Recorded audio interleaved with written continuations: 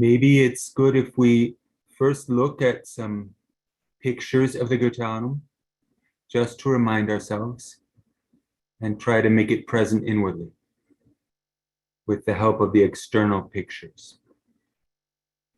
And then say a few things about the burning of the Goetheanum. And then, if you want, we could speak together. Is that an acceptable sequence, Victoria, or would anyone like to protest in advance? That's perfect, Daniel. People cannot speak because the phones are mute. Ah, how convenient. Then they just do whatever we tell them to. But they can do signs with their hands if you ask a question or something. But because if we open the phone, then it will be a lot of interaction because we are like a 140 people here. Okay. Let me see if I can. Let me see if I can share a picture. This will be our first test. Yes, what is this right here?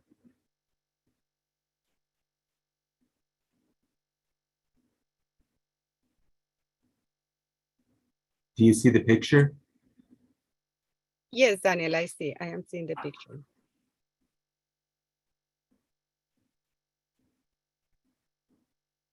The first Goetheanum was a jewel-like building in the landscape. Can you see this pointer if I point to it? Yes, Daniel, I am seeing the pointer. This whole area here in the middle realm is carved wood, hand carved. This is the slate, special Norwegian bluish greenish gray slate reflecting the sunlight, slate shingles on the roofs. This is a concrete, molded concrete base.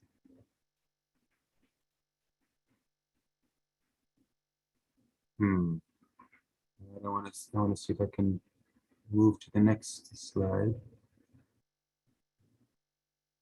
It's not letting me change slides. I'm so incompetent at this. What if I...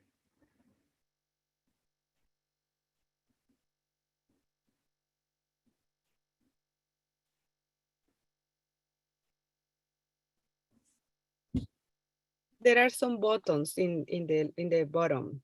Yes. Like they don't work? Mysterious computer hieroglyphics. Do you see a different picture now? No, we are still seeing the same. We're still seeing the same. Okay, how about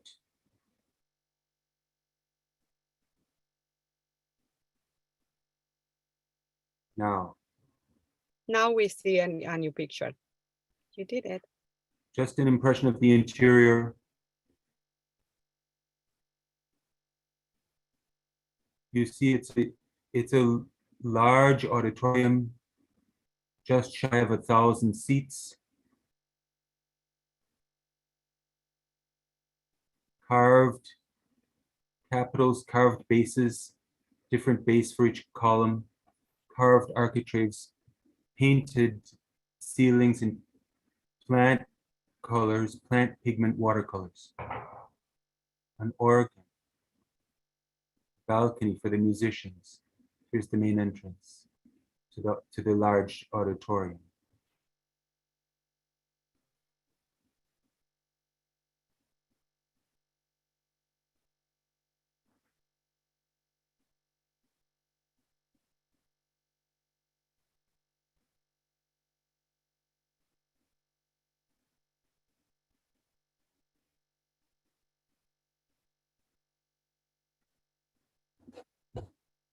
There must be a better way to change pictures.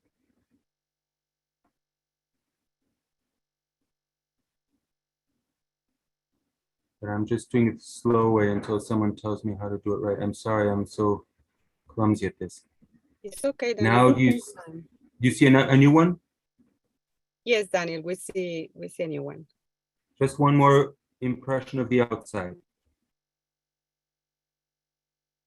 This is one of the rare color photographs of the Goetheanum. It has the quality of a jewel in the landscape. And in the evening, when it was illuminated inside, you would see these colored windows. These triptychs are all colored windows, and each group of three has a different color. These were pink, these were violet, these were blue, these were green, these were deeply red, shining into the evening or into the night.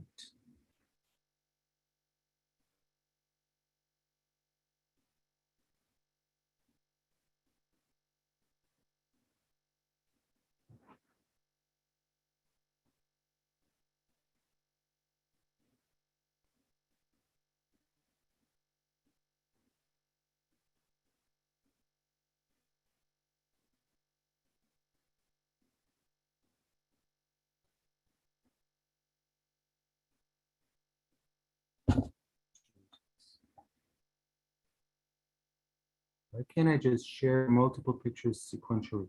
All right.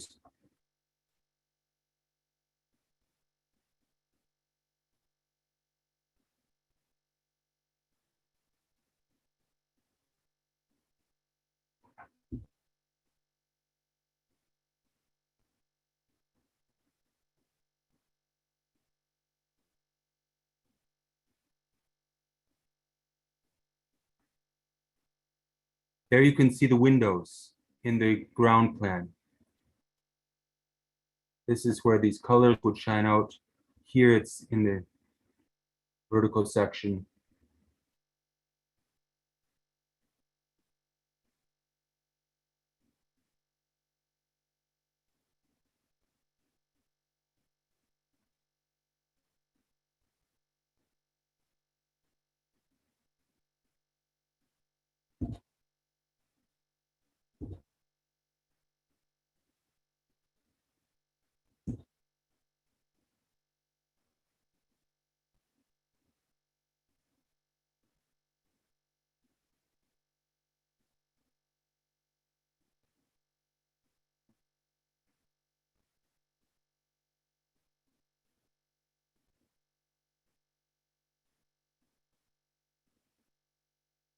Here is a watercolor painting made by Hermann Linde, one of the painters who painted the ceilings of the Goetheanum. There was a whole team of painters. In this watercolor, you can have a feeling of the joy and the love that surrounded this building. A jewel of love.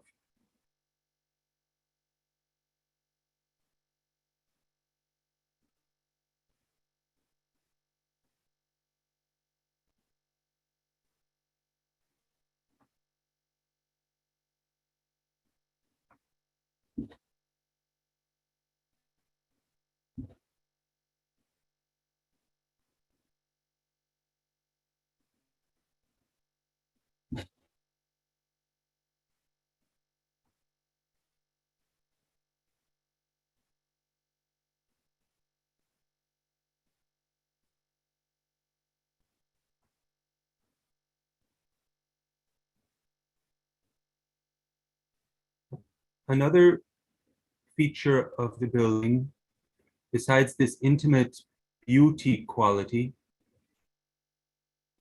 is the metamorphosis. The forms in the building repeated, but they repeated with variation, but with a lawful variation. This picture, for example, is a sequence of 7 bases at the foot of 7 columns, which stood next to each other in this sequence in the great auditorium.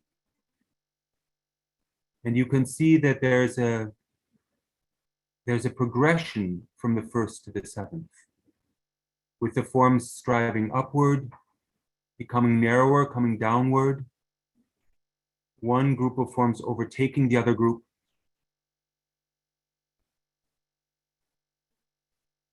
So that by beholding the Goetheanum and moving around inside of it, you were constantly being schooled in the perception of lawful metamorphosis.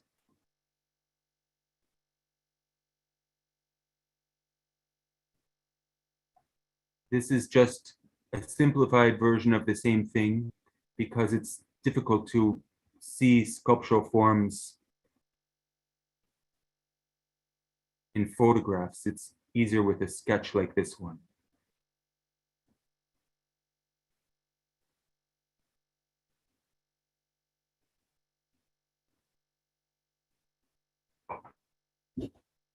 The capitals too had a metamorphosis progression. This is a two-dimensional version of the capitals created by Rudolf Steiner and set here in gold on blue. In a moment, we'll see a three-dimensional photograph, but this can also open up a whole world of metamorphosis thinking. You begin to understand the laws of evolution and involution, to say it more completely. That's new in the history of architecture. There were buildings in the past whose columns were unalike, but they did not have this lawful progression and development. And most of the buildings simply had repeated columns.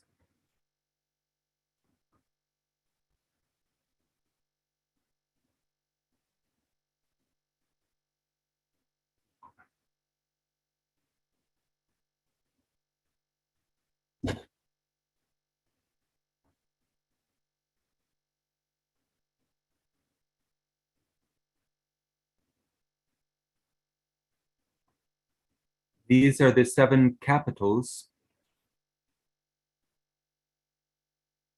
Atop the same columns that had those 7 bases.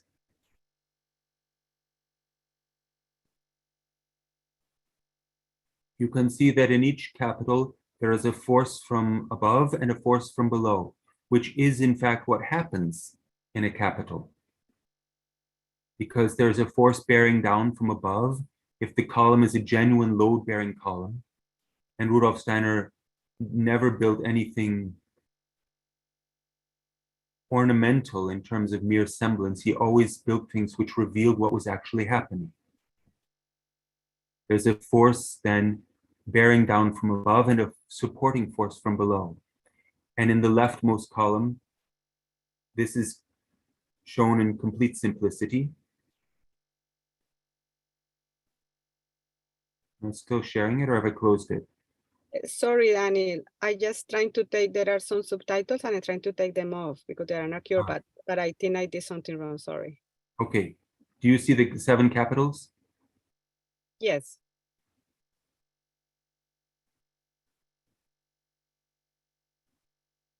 In the first capital, it's a very simple form.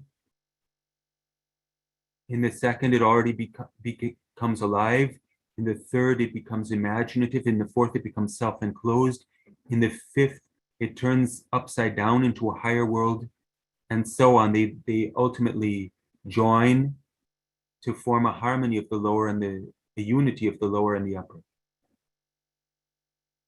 World evolution plays out here.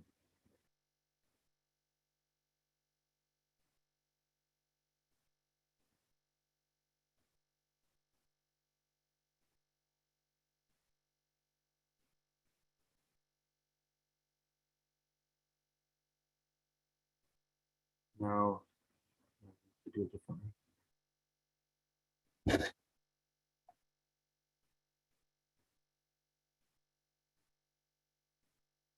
There is a simplified version of the motifs of the 7 capitals.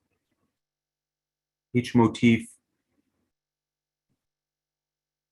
was repeated 7 times around the capital.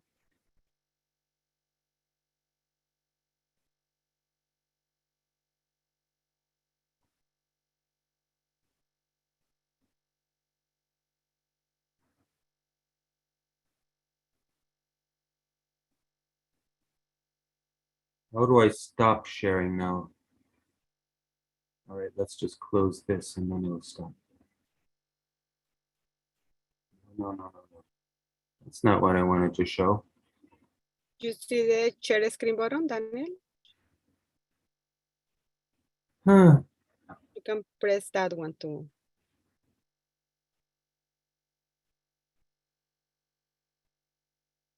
There. Back. All right. Sorry, I'm going to ask you to put up with that again in a moment because I want to show some more pictures. But for now, we can say we have this intimate quality of love. We have the schooling of the thinking and beholding, which takes our normally static bourgeois consciousness and lifts it into movement, not, however, into chaos. And thirdly, we have in the Goetheanum the encounter with a real living spiritual being in its full presence, with multiple beings, all of them leading toward an encounter with what is called the representative of humanity. This happens explicitly in the building in 3 different situations. In the windows, which we looked at before, there are scenes showing the progress of a seeker of spirit.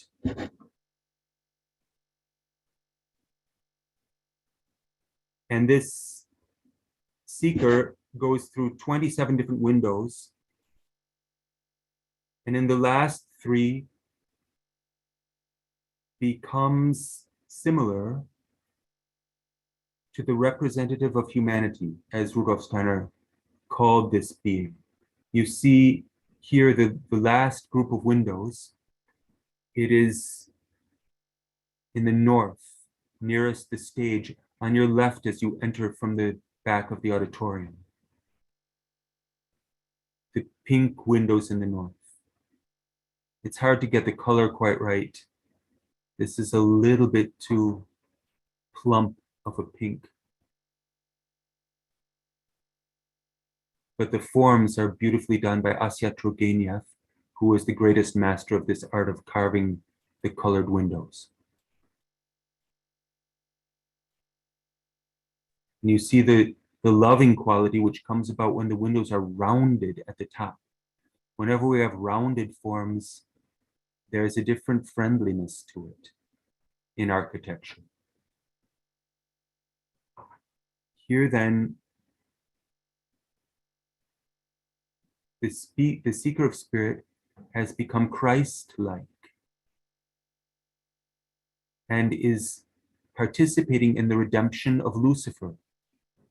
We skipped the first 24 windows and we're just looking at the last 3. So you have to realize there are all kinds of adventures before this. Lucifer is being guided downward toward the mystery of Golgotha, towards serving the earth, helped by the gentle light of the moon. In the other window, on the right, polar to that one, the redemption of Ahriman is even beginning, which is an event of the distant future, but can begin now.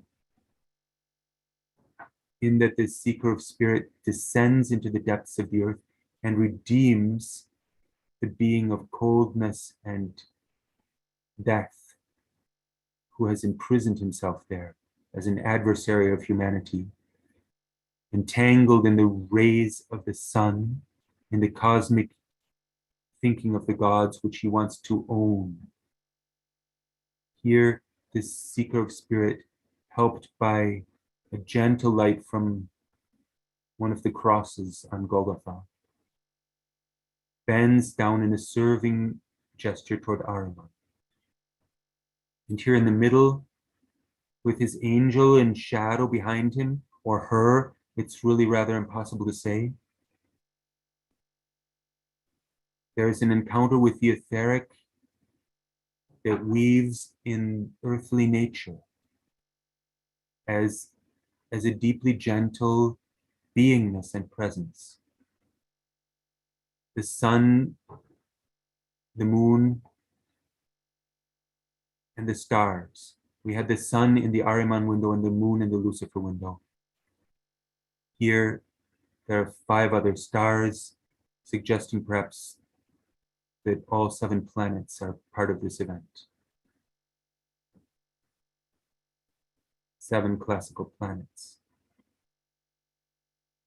So that's one of 3 situations in the building where a progress toward Christ, or as Rudolf Steiner puts it so very delicately and chastely, toward the representative of humanity,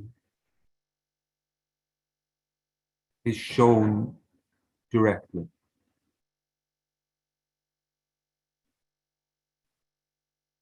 Another such situation is, of course, the statue. All of the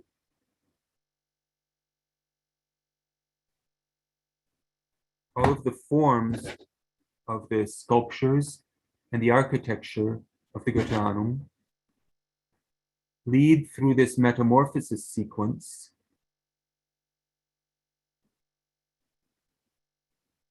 toward from west to east.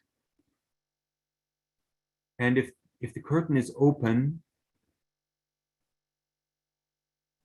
you can look onto the stage from the back of the hall, and you're looking straight east, and you see to your left and right all of these columns in their metamorphoses, the architraves in their metamorphoses, the opening to a second smaller domed space above the stage with a new set of architraves and columns and capitals and thrones for bases. And in a niche at the back stands the representative of humanity. This is an artist's reconstruction because this never actually happened.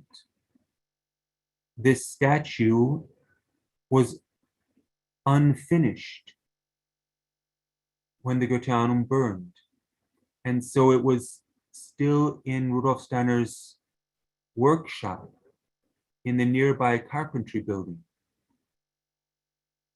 In fact, to this day, it is unfinished.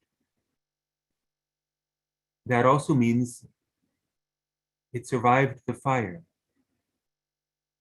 So it projects into our world as something of the carved wood quality of that first Goetheanum. In this artist's reconstruction, which is mathematically precise, you can also see rather easily that the statue sits too low in the niche. To me, it seems obvious that there would have been some kind of pedestal to bring it into a harmonious location in the middle of the niche, so that when the Eurythmists are moving around the stage, they're not stepping on Ahriman's toes here. All right, maybe we should see a better picture so that you can tell what's happening. There, did I change directly to the other one? Yes, Daniel. Ah, good. I think I finally figured out how to change pictures without interrupting. But that's not actually the one I want. So it was useless anyway. Here, this is a slightly better photograph. As I said, it's hard to see sculpture in photographs. You have to move around it. But you can see a motif similar to what we saw in the pink windows. Lucifer floating above the earth, Ahriman, and the weight and hardening forces of the earth. Lucifer a second time here, falling over upside down. Ahriman a second time here, imprisoned with these veins of gold. and opening a free space in the midst the representative of humanity. The whole building is oriented toward this encounter. And all of the sculptural forms culminate in this sculptural group.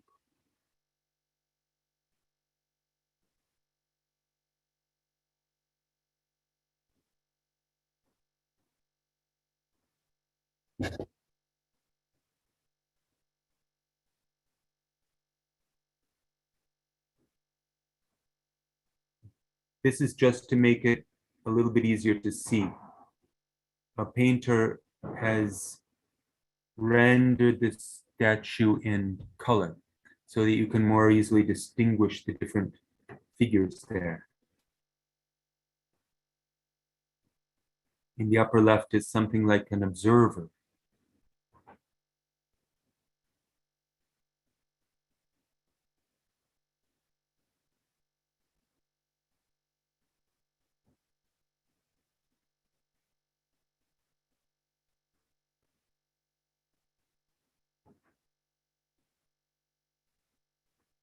Thirdly, the paintings on the ceiling of the Goetheanum also tended toward an encounter with this same being.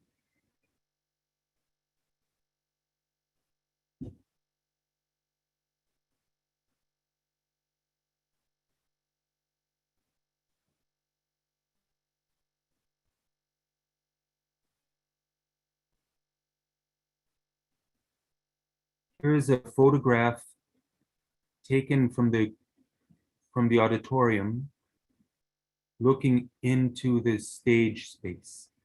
You can see that the niche for the statue is still empty. And you can see that above, the dome is full of all kinds of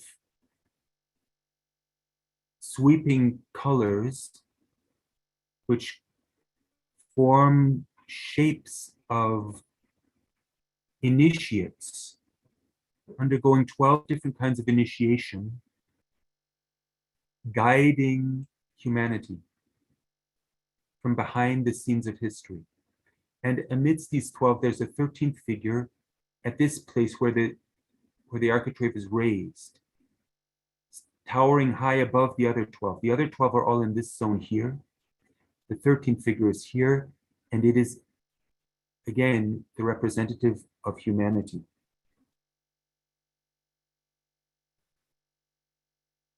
Let's try to produce some more images of that.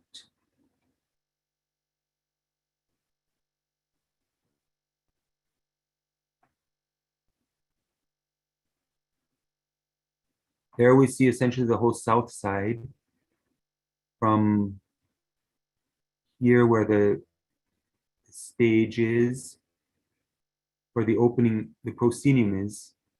The auditorium would be just to the right. Here, this is the fourth of these figures, counting from the right, or the third counting from the left. And it repeats here. And there you see the middle. On this side, there are many more who are cut off in this photograph. Here's this figure in the middle. You can already begin to sense his presence or her presence. Again, it's very much beyond the realm of polarities, unifying all of the polarities of humanity, including the male and the female. Here, Lucifer, here, Ahriman entangled in the rays of light.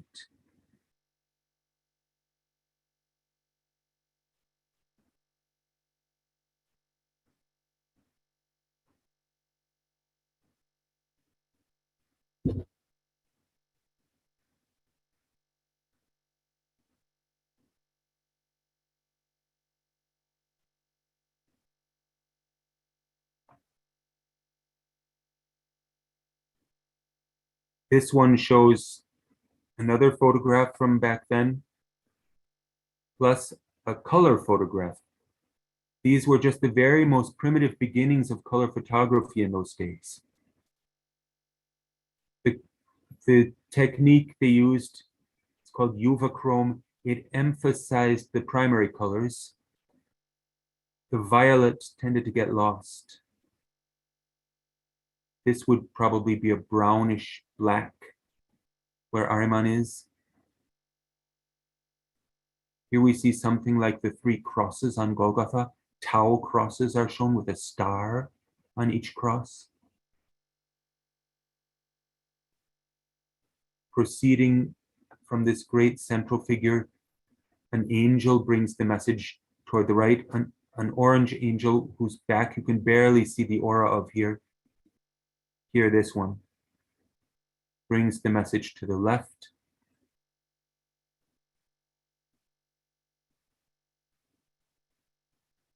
Above Ahriman, there's a sun streaming down here, taking on bodily form in the yellow of the central figure. In the vicinity of Lucifer, there is a moon here. It's cut off in this color picture. There are very few pictures at all which survive from that time, which were even made. And you can see the yellow hardens and densifies into the brown and black, on the one hand, creating a warping of the figure into Ahriman. The two are akin though. And when the yellow enhances and intensifies to a red, it creates a different type of warping and floats away from the earth in a puff of heat as Lucifer. But Lucifer's hand is reaching toward the representative of humanity, and so is Ahriman's.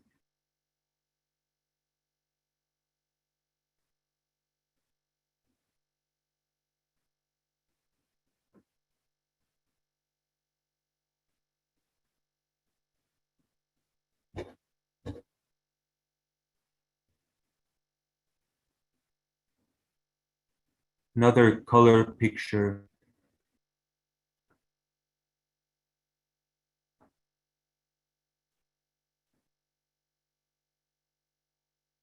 The hands are extended not in rejection, but in love. These rays are actually rays of love, which come from the cosmic spaces, flow down in the etheric sunlight, and pass through the heart region to become the warmth of love.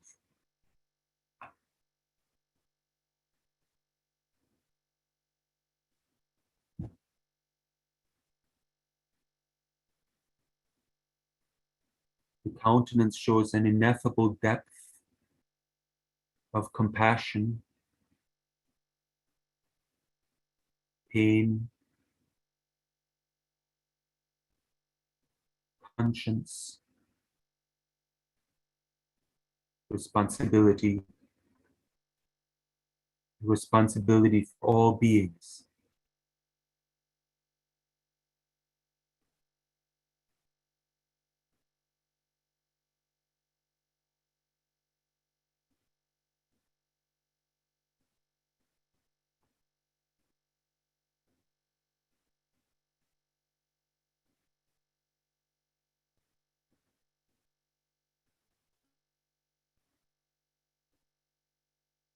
All of this is only to remind us, because I think many of the people present this evening or today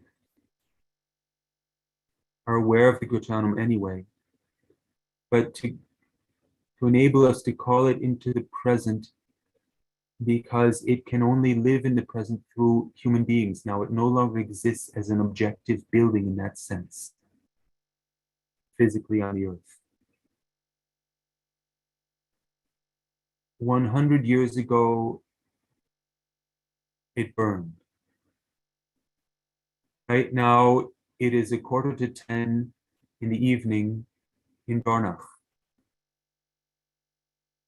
So this is actually the hour when it was burning.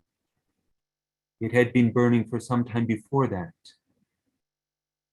There was a rhythmic performance at 5 p.m.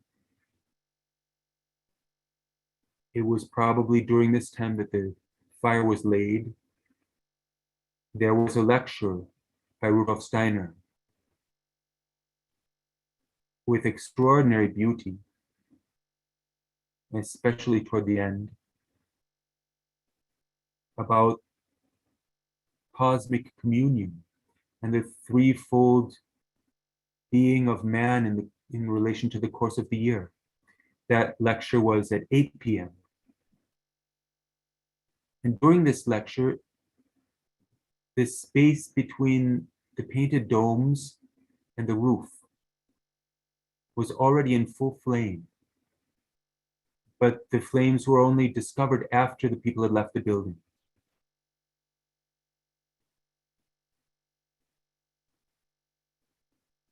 They were discovered, the smoke was first discovered in the room where the movement for the renewal of the religious life was founded. That was the so-called White Hall atop the south wing of the Goetheanum beneath the skylight. Are you with me? Rehearsal room, where the large and small domes intersect.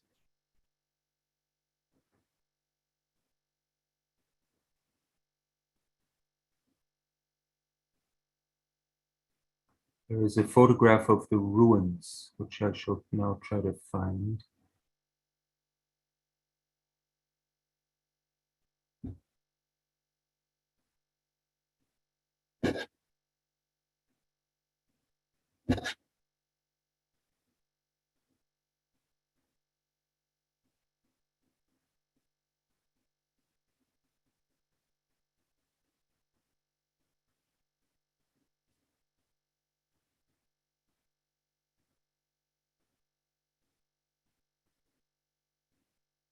During the night,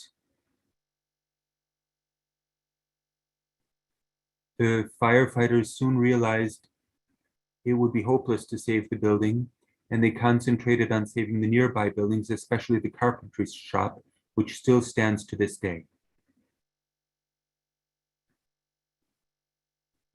That shop is just outside this picture here on the left.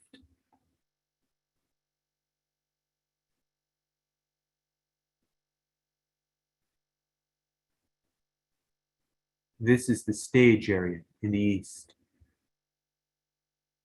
This is the auditorium. You see the slope. The cement poured concrete base still remained. The rest was destroyed by the fire. It took all night to burn. At midnight, the domes broke open and the flames ascended to the heights.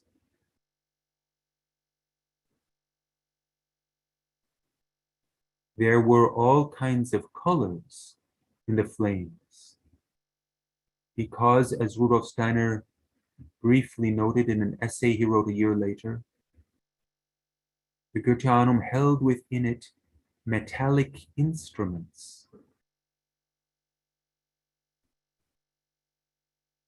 Something of the mysteries of Cain appear in the colored flames of the metal instruments. That would include, for example, the organ pipes, but there were also other things, ritual instruments and other things. The last part standing were the two westernmost columns here. When morning broke, they were still standing. The rest had burned down. They were made of an extraordinarily hard kind of oak, namely kind of wood, namely hornbeam. They were still burning. And then it subsided, but it took a couple of days before all of the ruins cooled down and stopped smoldering. You see here whole piles of soot. There are people today who own a molten piece of glass, one of the colored windows that was recovered after the fire. It took such a long time that they were able to rescue a couple of items from the building. But essentially it was a total loss.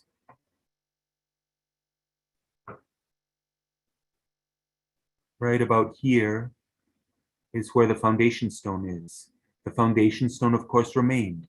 And it is the same foundation stone upon which the second Goetheanum is built, down here.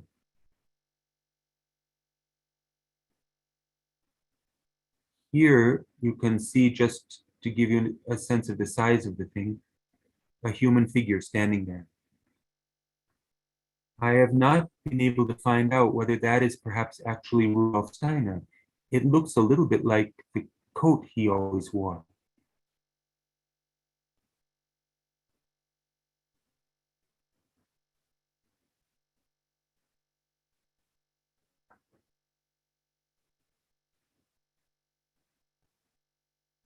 In the background is Haus de Jager, one of several other buildings that Rudolf Steiner also designed.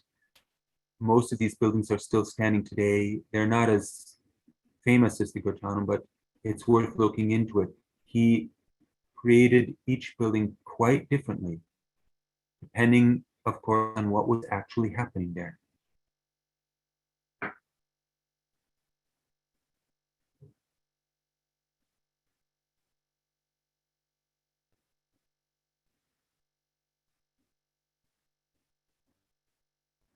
The sculptor Oswald Dubach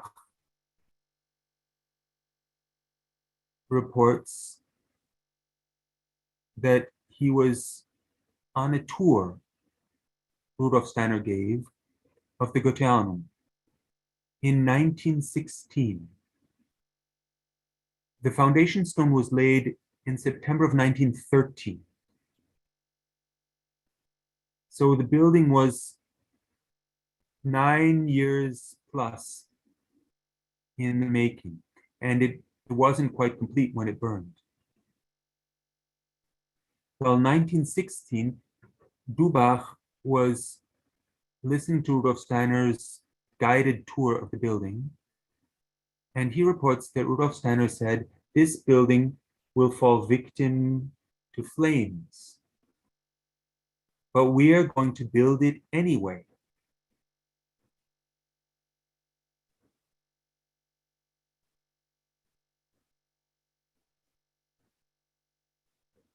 It seems remarkable that Rudolf Steiner would know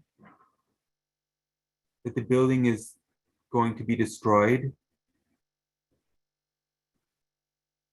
and still build it.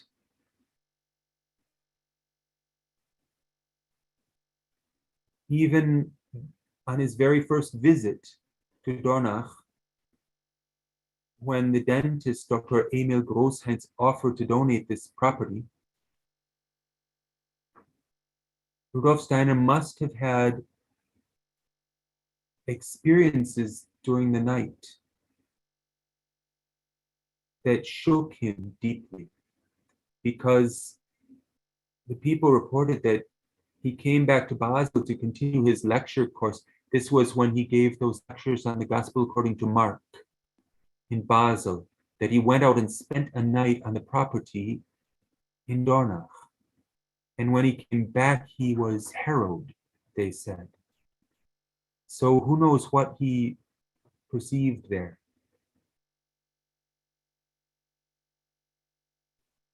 Evidently, the fate of the Goetheanum to fall victim to the flames, the physical fate, does not render the activity of building it meaningless. A lot of money was donated. A lot of work was donated. There were some professional construction workers who grew to love anthroposophy just by doing this work and came to ask Rudolf Steiner, to teach them about anthroposophy, which he did.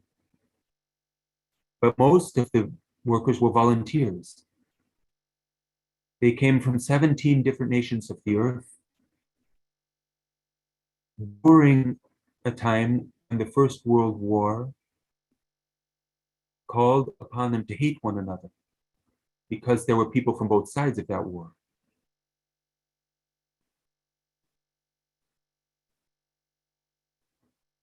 A lot of energy, a lot of sacrifice, a lot of will, and a lot of love went into the building, the making of the building, even though it was doomed to be consumed by flames.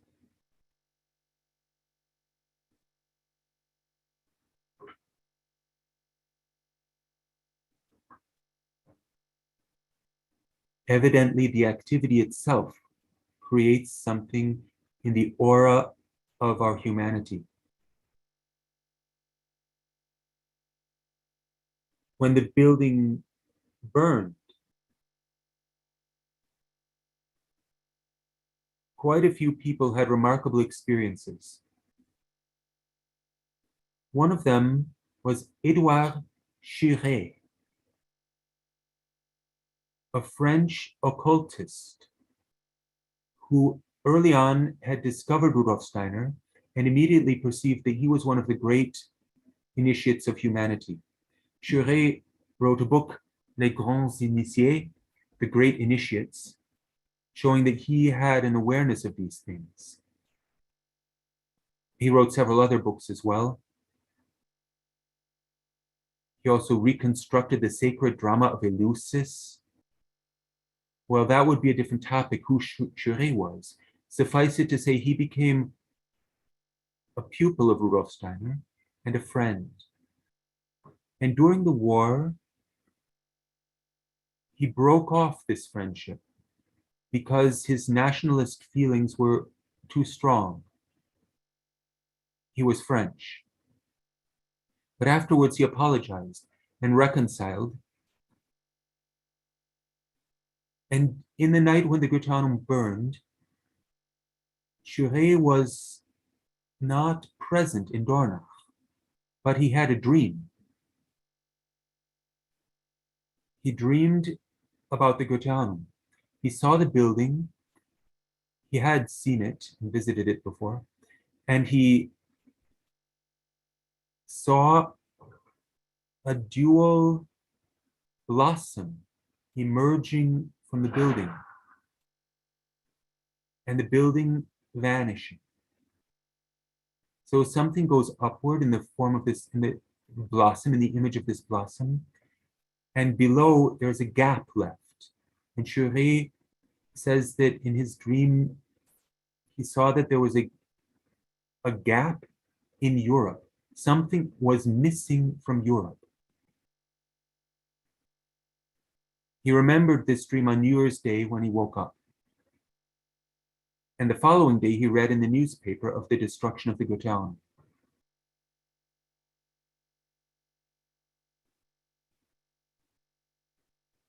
Someone sensitive to spiritual realities, who has also schooled himself in this perceptibility, in this sensitivity, may perhaps sometimes have an altered dream life, which is no longer entirely subjective.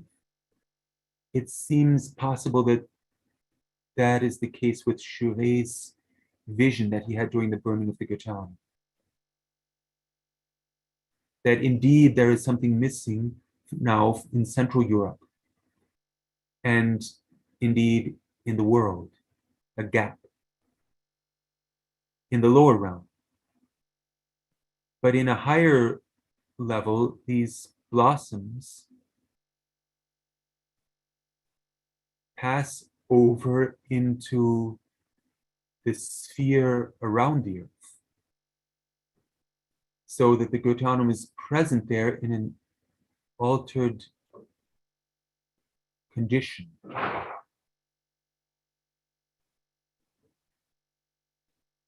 Another person who had a remarkable experience during that night, among many, is Anna Zambeba. She was responsible for the household in Berlin, where Rudolf Steiner and Marie Steiner lived. He lived there longer than any other place. He always lived in community with other people, never alone. And Zambeber was something like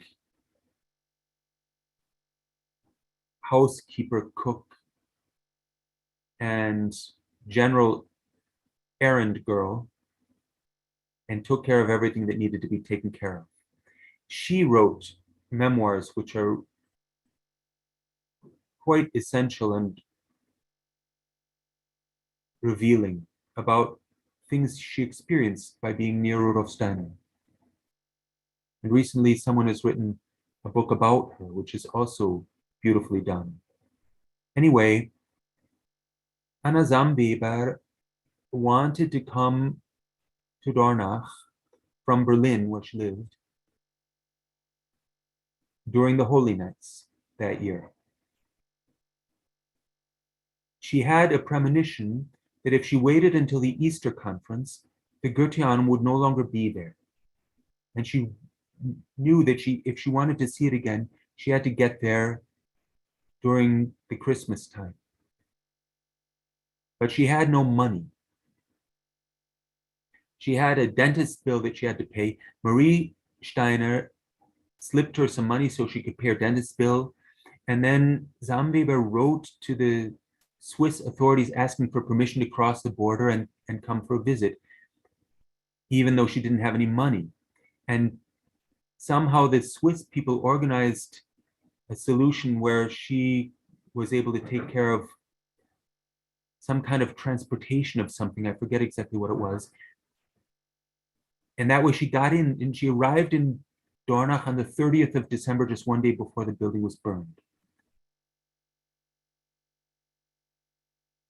It turned out her decision was a good one. Anyway, the trip bore fruit, because during the night of the fire, she stood there watching, and she had a supersensory experience. This too is someone who stood under the personal guidance of Rudolf Steiner, this Zambeber. She saw how a great aura of light ascended beyond the strikingly colorful flames. She saw a supersensory aura of light, and above the place of destruction, she saw the Goetheanum, radiant in the etheric world.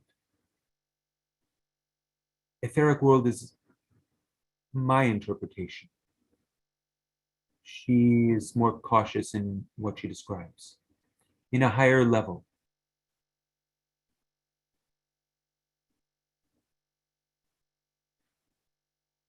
Then she looked over to where Rudolf Steiner was standing, in front of Haus de Jager, that house we saw in the background of the photograph of the ruins.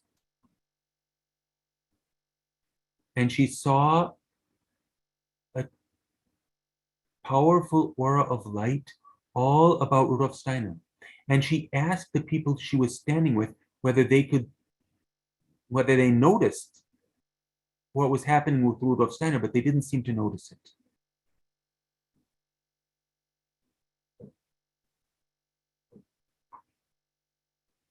This too seems to me more than just a subjective impression.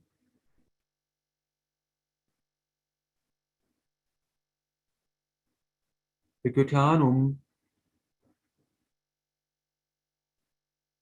was in a remote sense something akin to a living being. Of course, not in the normal organic sense of a living being. But it was not just a thing. If you play a musical instrument and your instrument has ever been badly damaged, you know that it's more than just a thing. that goes surprisingly deep.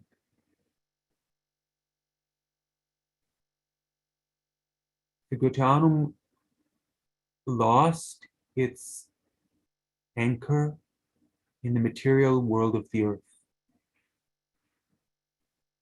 but it continues to exist.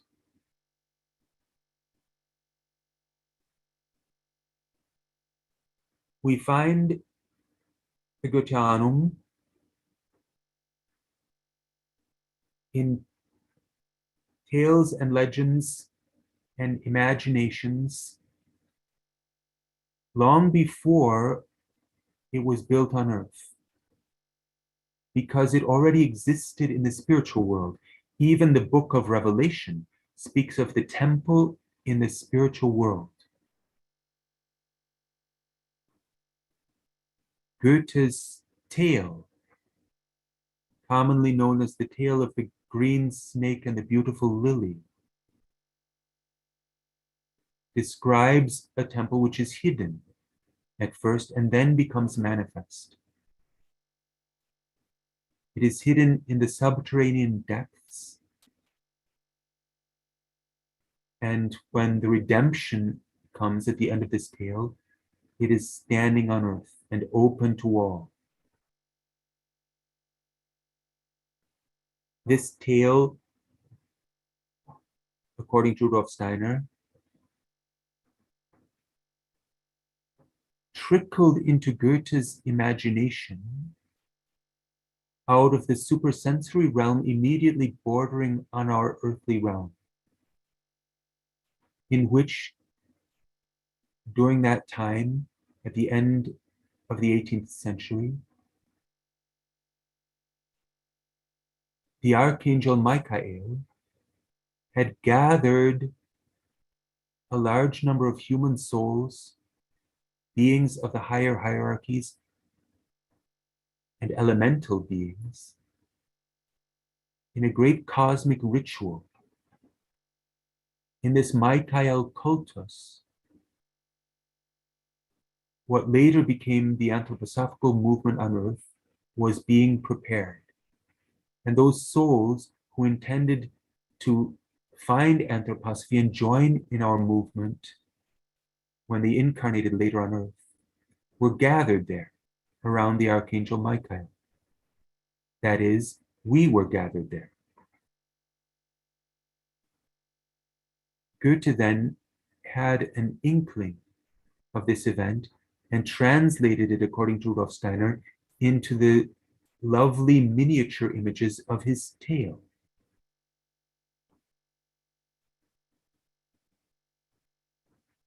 In a different form, the same imaginations appear in the mystery dramas. There too we have a subterranean temple, the hidden mystery center of the Hierophants, Rudolf Steiner calls it. This temple then is shown above the earth at the end of the first drama and is called the Sun Temple. In the second drama too, the Sun Temple. That is, the temple is a living reality in the ether atmosphere around the earth, even when it is not physically present, when there is no replica of it in a physical building on earth. Benedictus is the figure in the mystery dramas who leads the Sun Temple.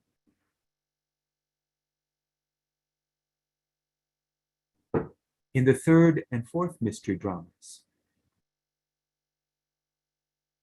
we no longer see the Sun Temple. And yet, in the dramatis personae, the list of characters at the beginning of each drama, Benedictus is still titled the leader of the Temple of the Sun. That is, this spiritual teacher and guide, Benedictus, somewhat like Rudolf Steiner,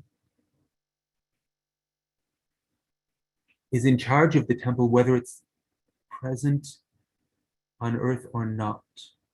In fact, the scenes in the first and second dramas in the Sun Temple are undoubtedly supersensory scenes and not intended to show a physical building.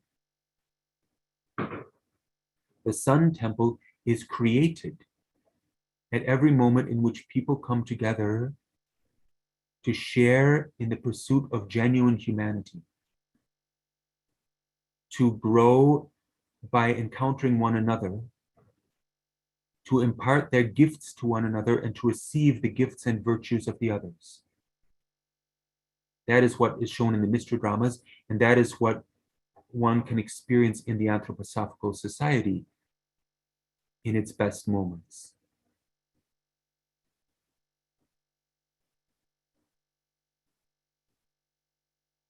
That is, the burning of the Goetheanum makes the Goetheanum available.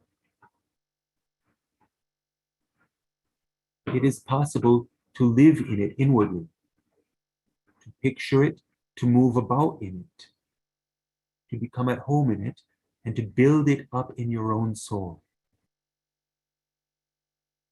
It is also possible to meet the essence of those beings whose presence was mediated by the building on earth. Now that the building is present in the etheric atmosphere around the earth. During the year 1923, after the burning of the Goetheanum, Rudolf Steiner traveled through the Anthroposophical Society. He mentioned the burning of the building frequently. He did not focus on the outward enmity that had caused people to destroy this work of love. Instead, he told the Anthroposophical Society, if you will, we can say he told us, in as much as we are willing to identify with this movement. Well, not to put too fine a point on it, that it was our fault that it burned. It is only the lazy bourgeois point of view which says that you can't, that the things that happen in the outer world are not your own doing. Actually, everything that happens, you're engaged in it. Seemingly, you're clothed in your physical body and you have a central consciousness. But in reality, the cosmos is the physical body of your higher self. In this sense, we may attempt to understand what Rudolf Steiner said when he suggested that it is because of the weakness of the anthroposophical movement, or let's say of the anthroposophists, or let's say of us, our weakness, that the building had to leave earthly presence. Inner opposition to the being of anthroposophia made it impossible for her to maintain a physical body in that way.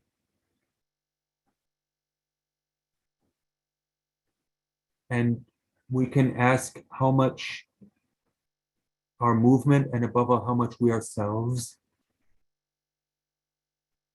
are adequate to making it possible for anthroposophy to be present in the earthly world today.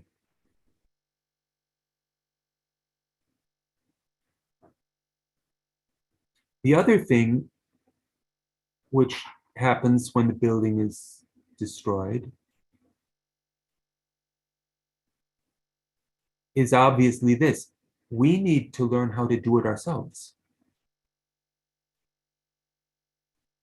The story is not over.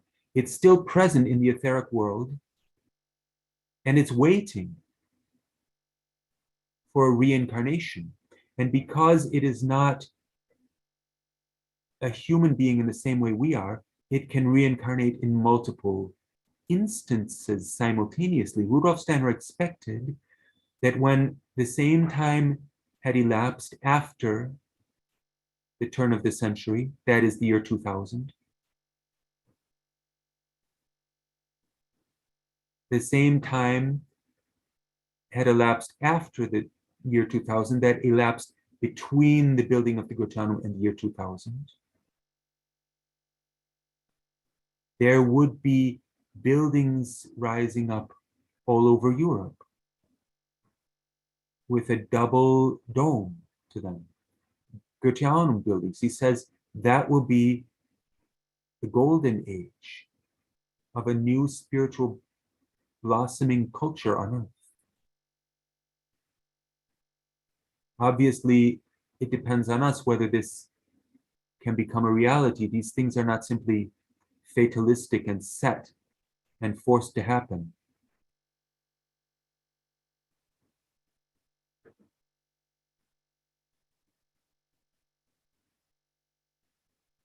Because it's not there and no longer given to us as a gift,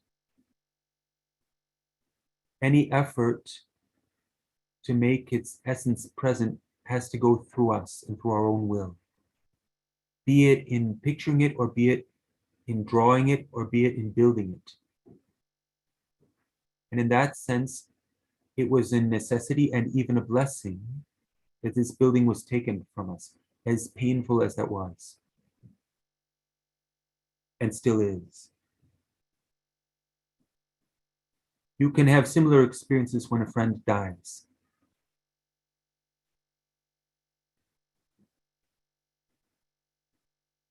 It is a pain and a loss. And sometimes it takes a long time to discover it, but it can also be turned to a blessing. Especially if you can realize that your friend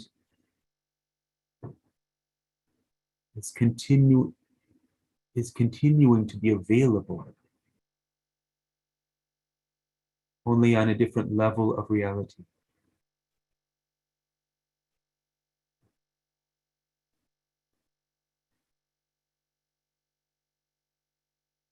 All right, maybe that's enough for one day, huh?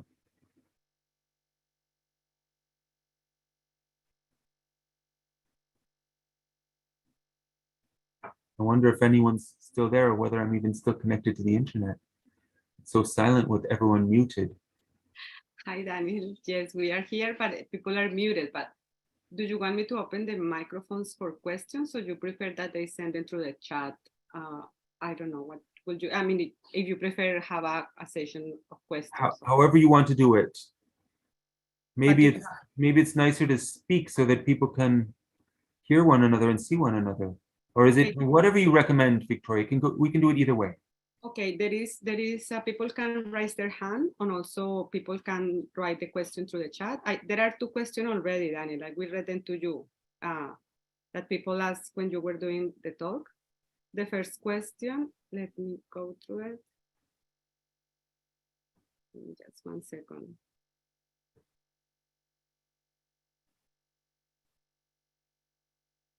I mean, it's Linda Larson is asking you. I will read the message. At some point, it will be nice. Oh no, sorry. That's I will answer that question. Alemayeu. Sorry if I not pronounce the name well. It says, were each of these capitals installed in the building at once?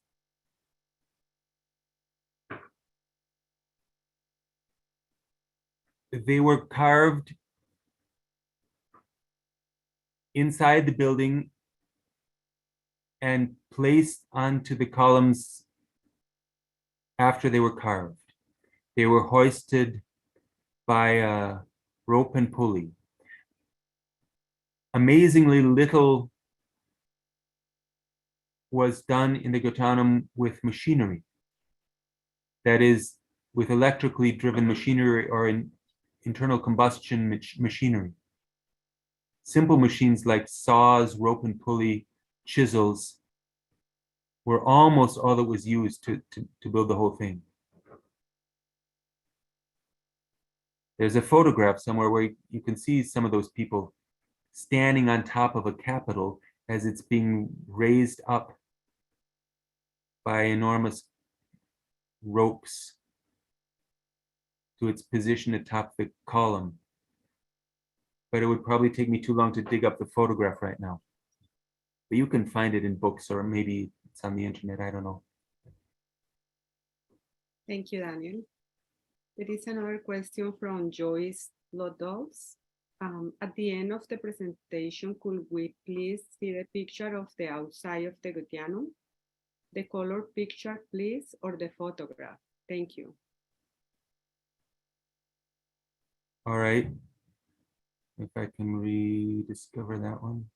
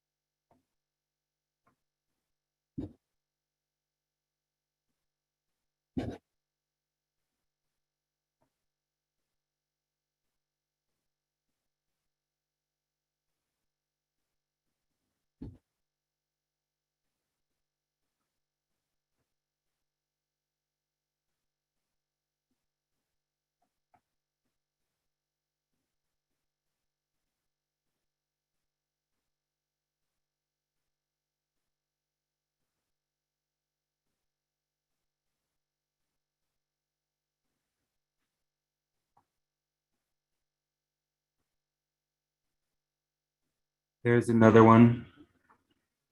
I think it might be the same picture in better quality. Obviously, that's the second Goetheanum on the right.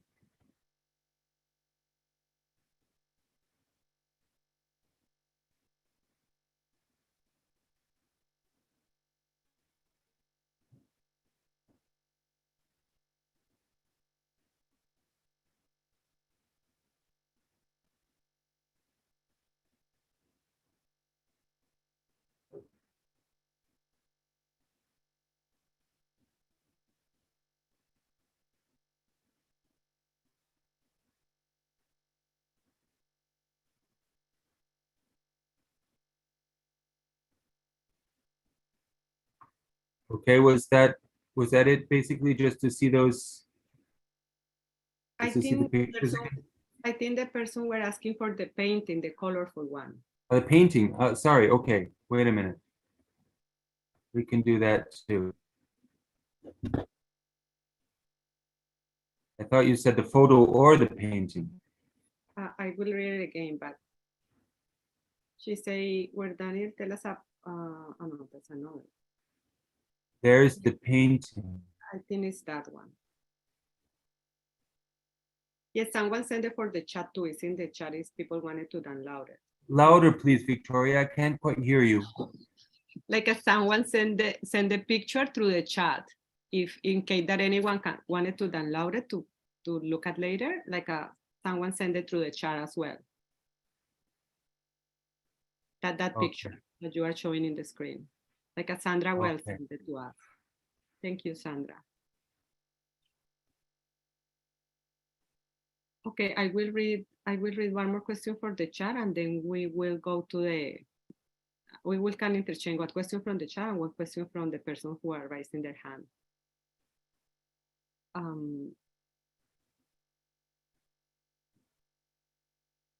Yes, Sandra Well is asking Daniel,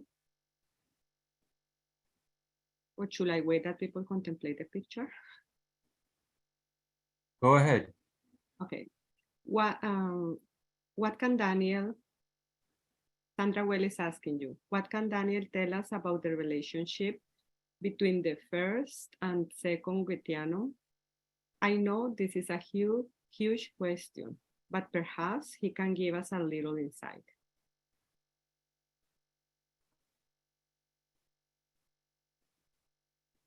The second Goetheanum is the first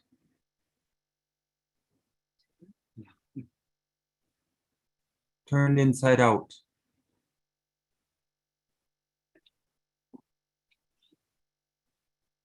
It's an anchor point for the etheric presence of the first Goetheanum. Rudolf Steiner called it a monument, like a tomb, except that the corpse is not inside the tomb. The being of the one who has died and excarnated, better said, is in the periphery, as you can clearly see from all of these concave shapes in the second Goetheanum. It's concave, it's turned inside out. The first Goetheanum is convex, round, holding within it the sanctuary. And it was designed from the inside out. The first sketches and models that Rudolf Steiner made are all of the interior. And up until 1912, it was going to be a building without any appreciable exterior, just surrounded by other buildings in the middle of Munich. The second Goetheanum, on the other hand, was conceived from the outside in, and Rudolf Steiner left few indications at his death as to the interior. He sculpted it from the outside. In general, he did not work as an architect usually works on a drawing board, but he molded the buildings with plasticine or other materials. And you can see there's a column here. There's one on the other side as well. This is the north side. And there's one in this symmetrical place on the south side. So that the columns are exterior columns, not interior columns. The first Goetheanum had its columns on the inside, the second on the outside. The first Goetheanum had a staircase on the inside, staircases. The second has external staircases, which you may know if you've visited Dornach.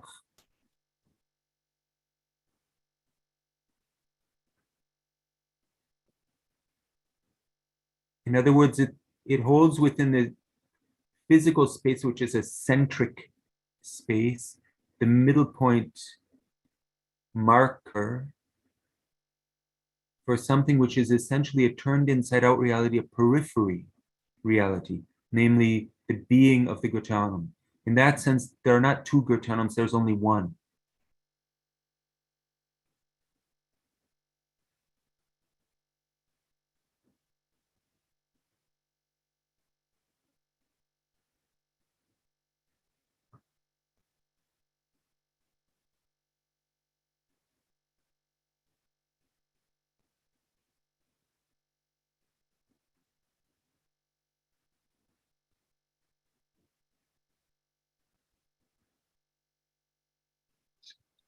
Thank you, Daniel. Okay, I will Greg can make a question. Greg raised her hand since the beginning of the talk, and he has patiently waiting the whole lecture. Greg, you can open your microphone. Let me unmute it.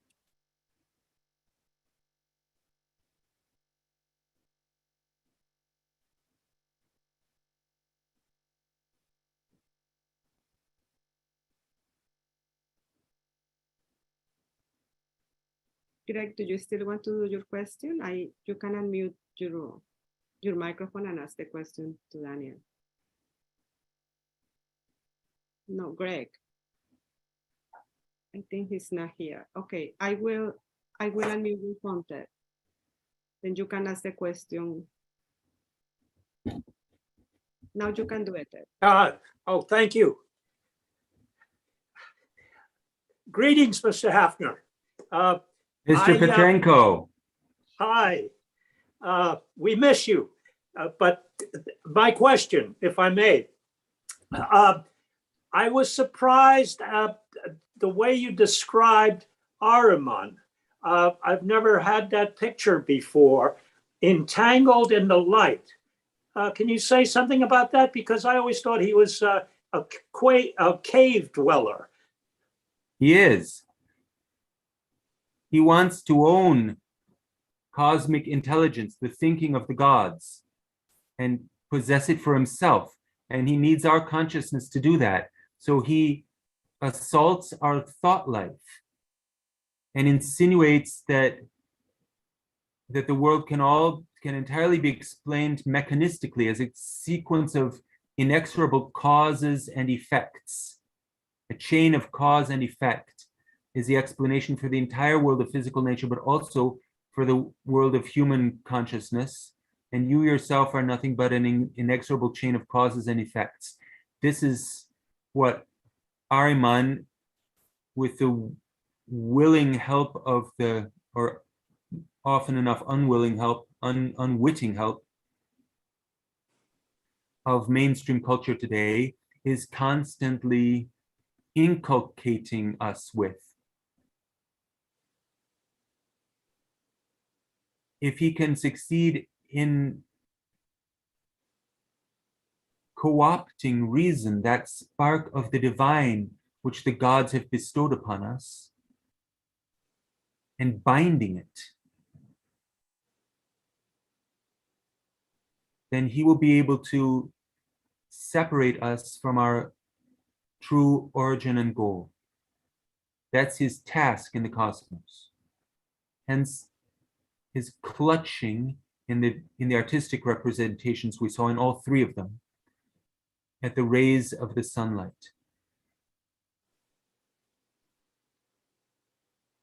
Thank you, Daniel.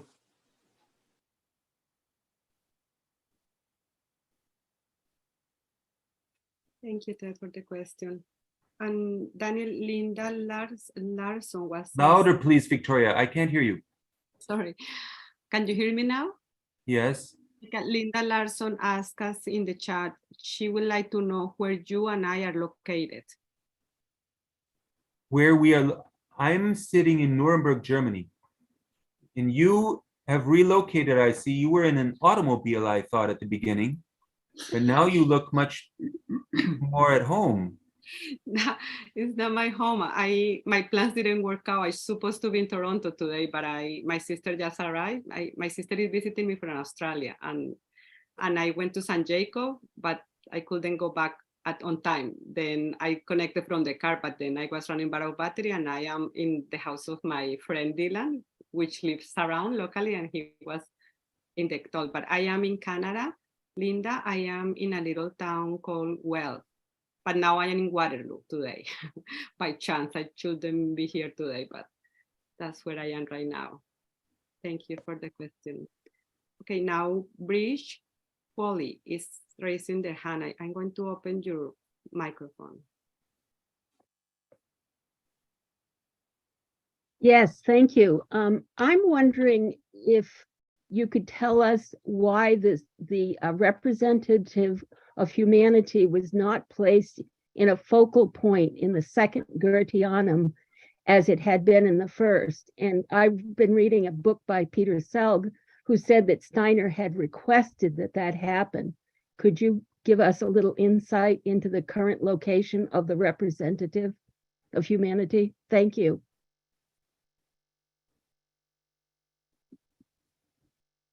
You have to go up to just underneath I don't know which floor it is exactly, 5th floor or something. You have to go way up high in the south side of the Goetheanum, and then you find a little room there what's kind of hidden. You can't quite see it properly because it's in a pit, and you can't get an adequate distance from it without being up too high. But it's there. It's hiding. Evidently, humanity is not ready to have that sculpture at the central place of a building. This is simply a phenomenon you can read from where it's sitting right now. There have been debates over the years as to whether we should try to do it after all, and the people who are enamored of the highly advanced technical stage that they've got there say would get in the way of things. Other people say it's a sacrilege not to have it there. But until these things become self-evident out of an artistic feeling and an inner relation to the being involved, it's premature because it will only be divisive.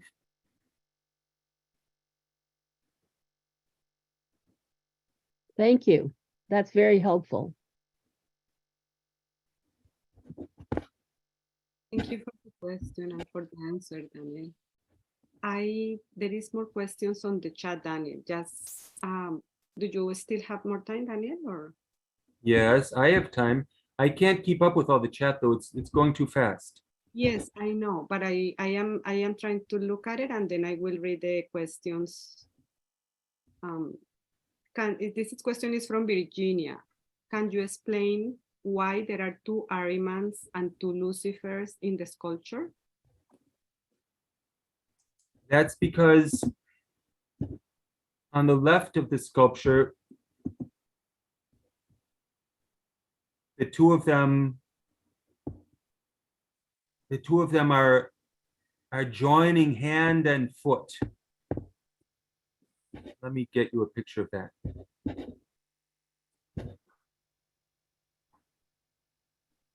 If I can find it. They're shown once as they divide their prey. That would be you or me or all of us. And they're shown a second time when the free space opens between them. You can think of it in a time sequence.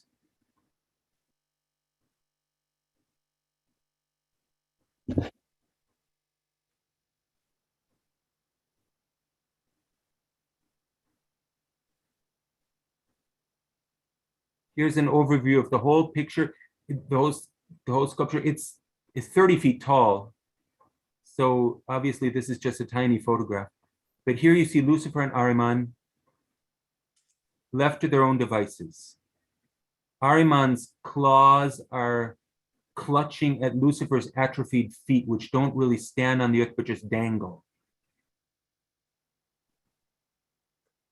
Then this being strides. This is the only being in the entire group which is actually standing.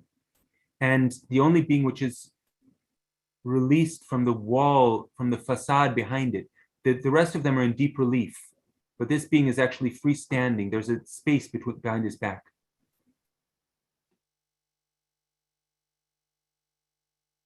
And now, by opening this space, he creates a reaction in Lucifer and Ahriman, and Lucifer topples.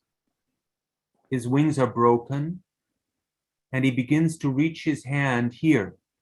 You can almost see it. It's not quite finished. It's not carved yet. It's a little too large. Reaching his hand toward the representative of humanity. It is, in fact, his left hand, because he's upside down. It's this same gesture. And here, Ahriman, likewise, the right hand down, the left hand up, reaching toward the representative of humanity. but relocated into his rightful place, which is beneath our feet, to provide us with firmness.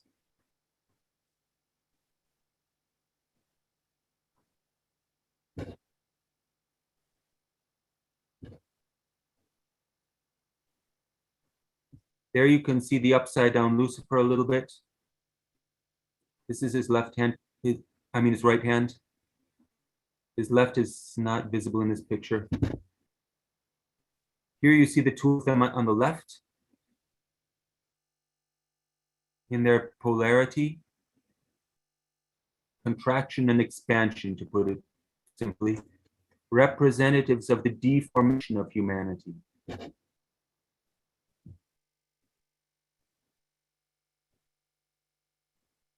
Man's gaze directed outward, Lucifer's directed inward.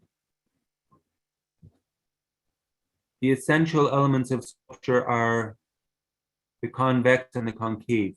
Lucifer has this bulging quality.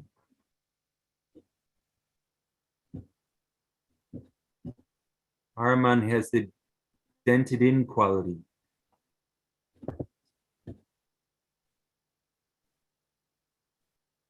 Here, the head looks as though it's been struck by an axe.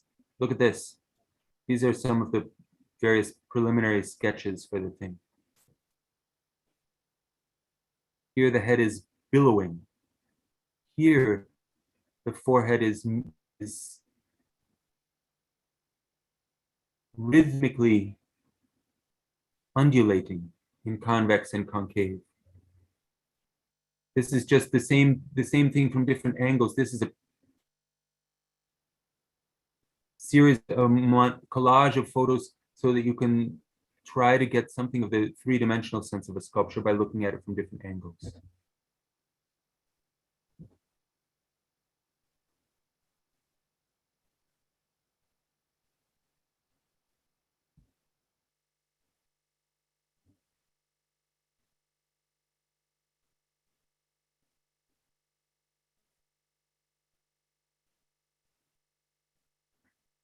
Thank you, Daniel. And thank you for the question, Virginia. There is, just let me know whenever you feel tired, Daniel. I will keep asking the question from the chat. Dominica Niedu. Sorry for the pronunciation. Niedu. Niedu. Was the concrete of the burned building used? Louder, please, Victoria. I can't hear you. Was the concrete of the burned building used for the new building? I don't know. Is that really practical? Because it would be mixed with a lot of impurities. The surrounding landscape is limestone, and so there's plenty of quarries available from which you can make concrete.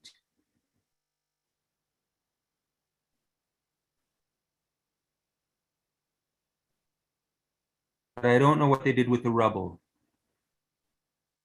I'm sure there are people who know that. If you're present, please raise your hand and say so. I think she's asking whether the foundation was reused for the new building. You know, the foundation. No, certainly not the concrete base. That was broken up and destroyed and carried away. The foundation stone remained in the earth and remains in the earth to this day. That's a double dodecahedron of copper. But that curvy concrete base we saw in the photographs, that was destroyed. I thought the question was whether the material was reused and pulverized and made into concrete for the new building. That's the question I don't know the answer to, if indeed Domenica was asking that. You could ask your own questions, you know, it might be easier than typing them and having Victoria read them. Yes, Robin has had her hand up, but I don't see her anymore.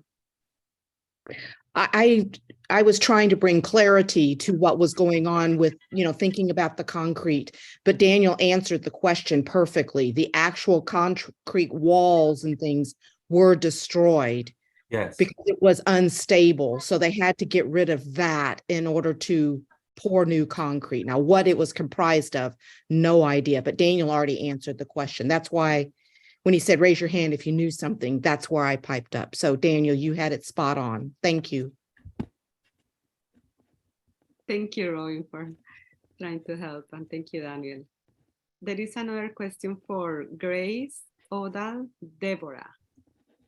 There seems to be a parallelism between the destruction of the first and second temple of Jerusalem and that of the first and second Goetheanum. What can you say about this? Is it also possible to say that the possible rising of several Goetheanums in Europe can also be paralleled by the rising of several such temples in Asia?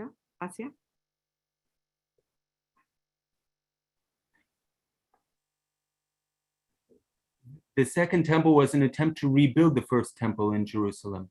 There's a third temple prophesied in the Old Testament, which looks different, but it's never been built except as a model.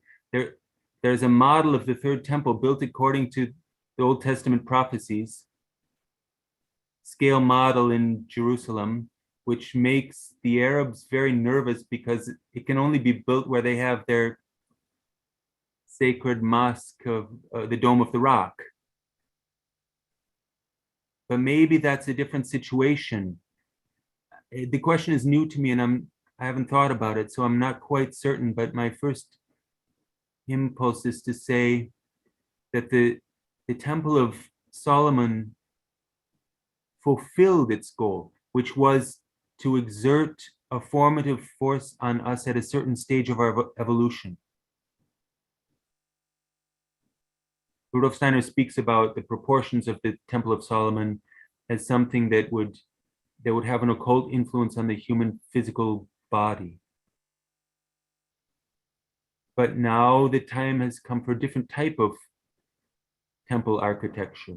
This is a recurrent theme in the Goetheanum lectures, of which several volumes have already been published.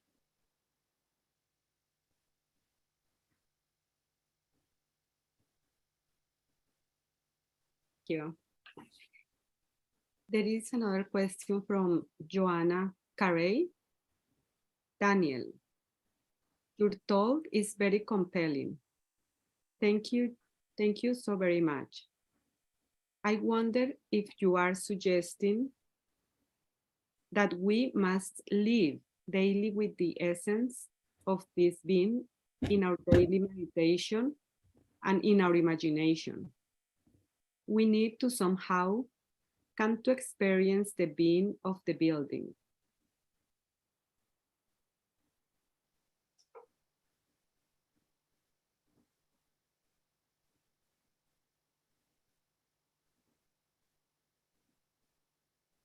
Again, Victoria, I didn't quite understand.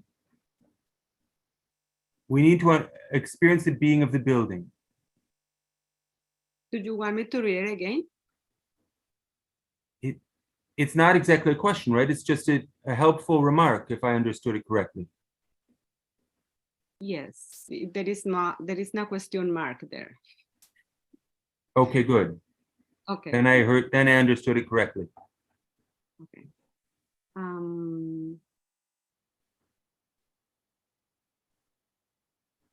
Yes, someone is asking me to speak louder. I will try. I'm trying to see. Okay. Did you say, Margaret Palmquist is asking, I joined late. Did you say why it is named the Goetheanum? After Goethe, the discoverer of the laws of organic metamorphosis, especially his little essay, The Metamorphosis of Plants, is groundbreaking in that sense. Rudolf Steiner called him the Copernicus and Kepler of the science of living organisms.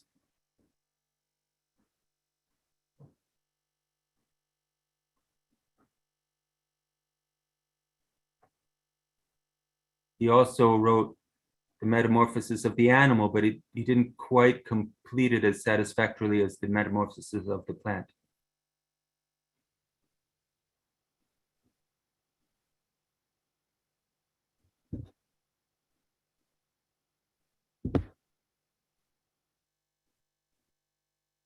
Thank you, Daniel. You finished, really?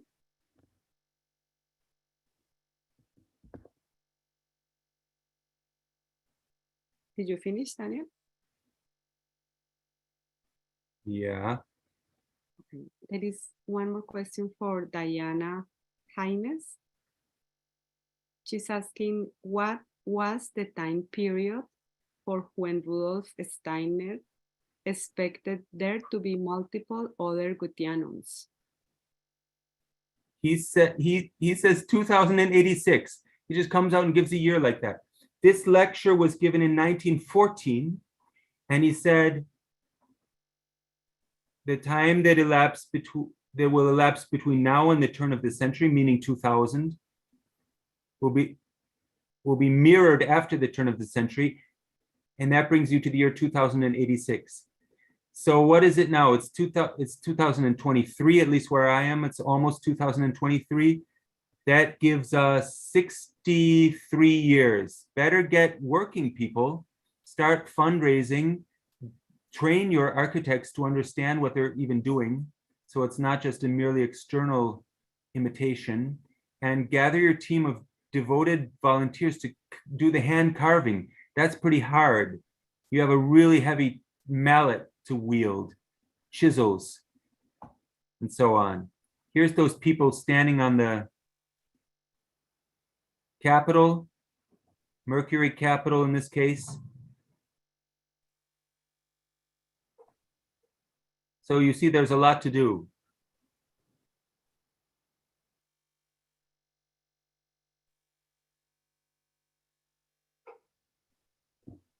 Thank you, Daniel. Now we have more things to add to our New Year's list.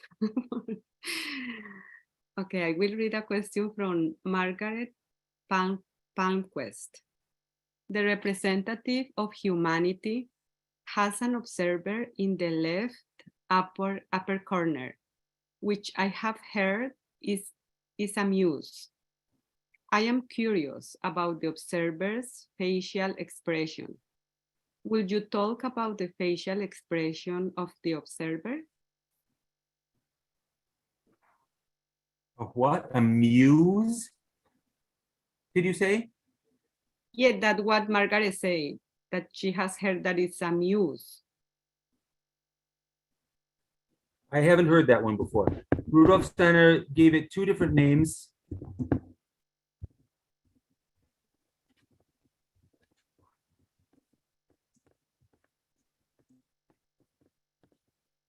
He said it was a rock being, rock cliff being, Felsenwesen in German. And he said it was the humor of the world. I'm going to show you a picture in a minute, but first I just want to show, because someone was asking about, because I was telling you have to wield a heavy mallet, just so you see here. There, this is I'm carving a couple of pictures from the construction work here. It was a sacred atmosphere. Working there together with shining faces. All right, but the being in the statue, what happened was Rudolf Steiner was giving another one of these tours, and he showed the statue, which, as I mentioned, was never really completed. And the people said, okay, it's not, I think it was actually Mita Waller who said this, the statue is off balance. Most people were so in awe of Rudolf Steiner that they didn't criticize him directly or anything, but this person said the statue is off balance, and Rudolf Steiner agreed. because it was missing something in the upper left. Why can't I find a picture of this? See this. Okay, I don't have a picture ready to go of its incomplete state before this was added. That was in one of the preliminary versions. Rudolf Steiner and the sculptress Edith Marion made this thing together.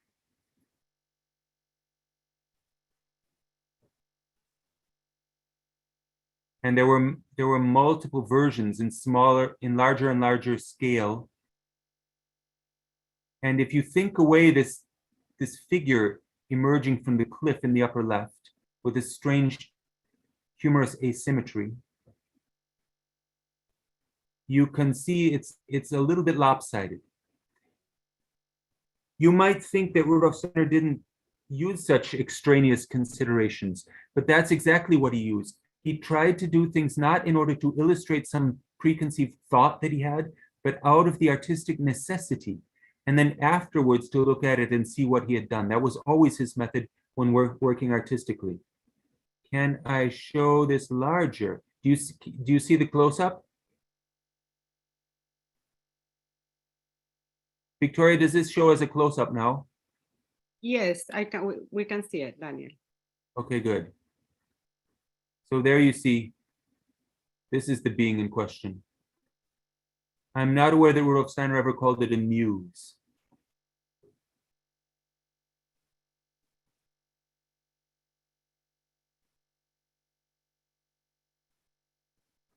But if you have a source for that, please say so.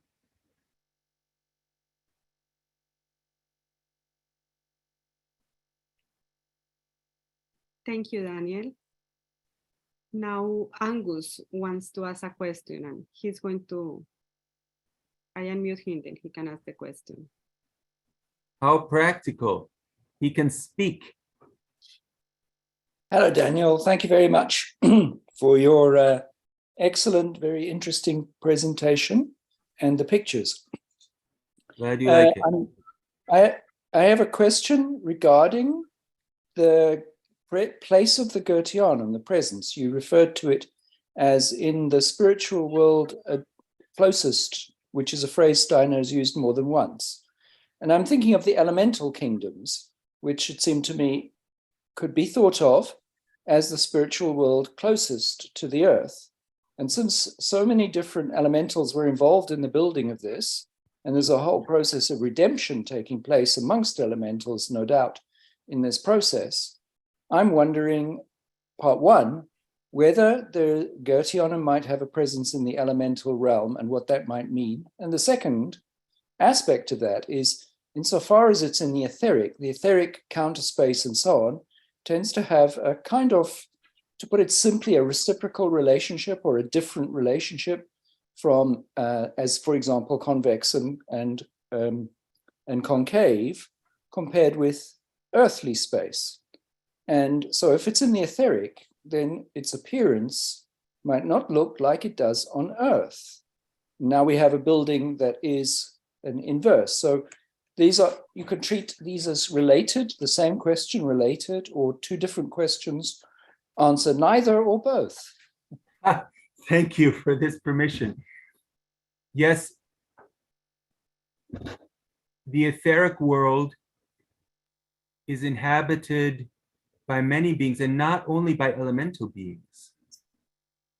It is also the place of the second coming, in as much as place is even an acceptable term for it.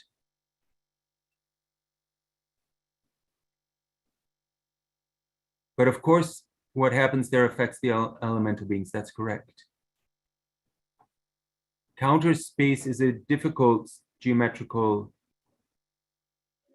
notion and an important one, but I'm not sure I can do it justice in a brief time.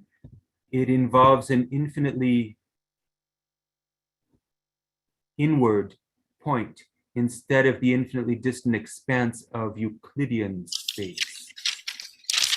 So things are turned inside out there.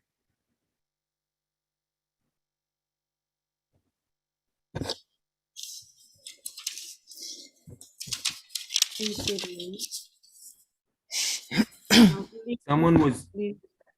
Mary Jo was asking about the location of the foundation stone. I want to find a picture of that.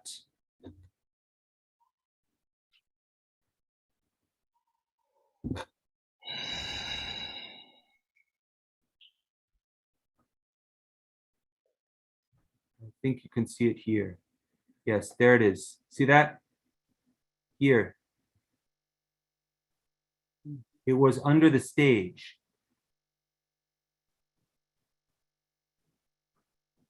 And today there's a small auditorium in the lower level of the Goetheanum underneath the large stage, which they call the Foundation Stone Hall. And the Foundation Stone is presently under that auditorium. In the first Goetheanum, it was underneath the stage space here in this pit.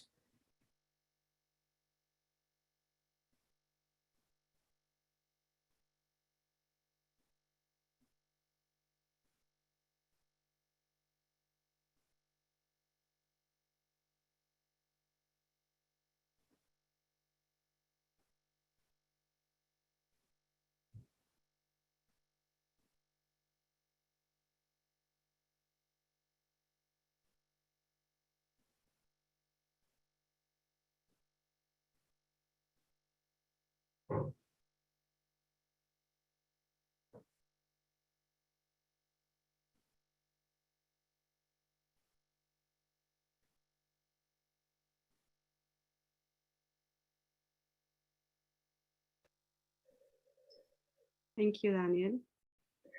Now, Linda wants to ask a question, Daniel. Can you hear me all right? Yes, Daniel, it's so wonderful to see you likewise. from way back, Sultane and everything. I Yes. have just a couple things that I'd like to mention that I would love to have your comments or input on. One is, early on you mentioned how the quality of love in the first Goetheanum was expressed through the rounded forms, which I thought was a wonderful recognition of that connection. And I am so aware that in the second Goetheanum, I don't think I can remember any really curved, rounded forms, that they may be little straight lines. And I've always thought to myself, that's because of the nature of the material of concrete. But now when you've said that, I'm thinking that I would think they could have created curves, rounded forms in the concrete. And I wondered if you would have any comment about why there wouldn't be those that expression of the quality of love in curves in the second one. The second thing is that last night some of us heard about how when the fire was in process, I guess fairly early on, after everybody had left the building, I think, he actually went to two different locations where there was the power or electrical control for the building to check to see if there was anything out of order there that would have caused the fire. And he established that there wasn't. He actually took that effort, we were told by Douglas Miller, to establish that it wasn't a malfunction, that it was a fire started by someone else. And a part of that is, I've never heard it established who may have started it, and I wondered if you have any inside information on if that was ever established, who specifically did it. So those are two basic things that I would love to hear your comments, input. That's correct. He immediately took all the people with him to inspect the circuit breakers and to demonstrate that there had been no electrical malfunction. I just thought that was This amazing also to hear. Wow. This also has relevance for the insurance question. This had to be documented, and for the police inspection and for all the other things. And he had the presence of mind to document that right away. And the second thing he documented, which I assume is what Douglas is referring to, is the temperature of the warm water. There was a boiler house, which you can't see in this photograph, farther to the northeast here behind these trees further off here. You can still see it today. It's still standing there. Where the heating was located, and subterranean ducts led the heat and that led the hot water to the building. the hot water was measured at 35 degrees Celsius, which means it was functioning normally. So on the 1st of January at 2 p.m., Rudolf Steiner gave a press conference and said all the signs point toward arson, and the police concurred. And it was ruled an arson and an act of arson, and the insurance company paid, I think it was 3 million Swiss francs or some number like that.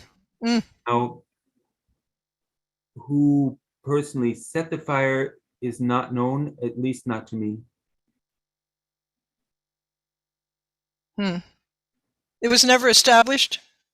But when the Christian community was founded in 1922, that was the same year that the building burned.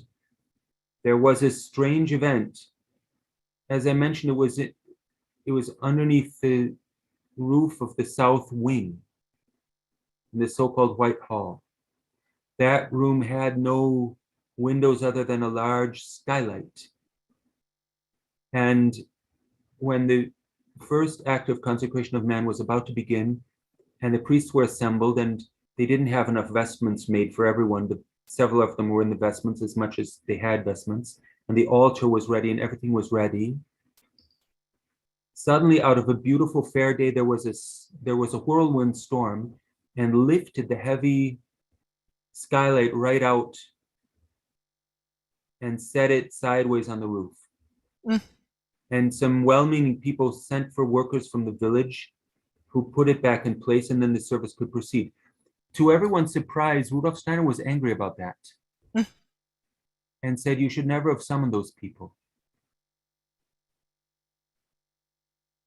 These people would obviously be going to confession with the Catholic priest of the nearby village, who presumably did not personally set the fire, but certainly was the spiritual author, in that he called for the building to be burned down quite loudly in word and in print, in spoken words where he whipped up the population into a hatred on many occasions, and also in publications in which he said the thing needs to be burned down, and it will be a good thing if it does get burned down. So once the Christian community was founded and people actually got wind of that, that was when it actually happened. And the only thing that Rudolf Steiner said directly about the opposition was, it was because the sons of Abel and the sons of Cain had joined forces. That the Roman Church joined forces with the occult brotherhoods whom they normally oppose in order to destroy the Goetheanum. The sons of Abel and the sons of Cain, that means that the representatives of their religious life of the past, and Rudolf Steiner as representative of anthroposophy, had joined forces. That was what sparked the external enmity. But as I said, he almost never spoke about that. And this remark is in an esoteric lesson, so hardly any people were present. Normally, when he spoke about the burning, he looked inward toward our own movement for the causes. It did not point fingers at the people who had set the fire.